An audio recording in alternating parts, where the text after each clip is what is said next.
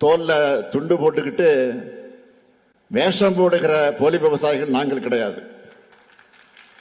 உங்களுக்கு ஒரு பிரச்சனை வந்தா முதல் ஆளா துணை நிற்கிறவங்க நாங்க.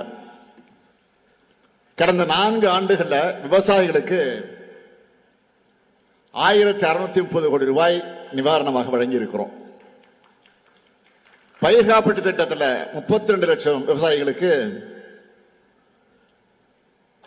5720 கோடி ரூபாயை இழப்பீட்டு தொகையா வழங்கியிருக்கிறோம். அது மட்டுமல்ல, ஏராளமான சிறப்பு திட்டங்களையும் செயல்படுத்திட்டு இருக்கிறோம்.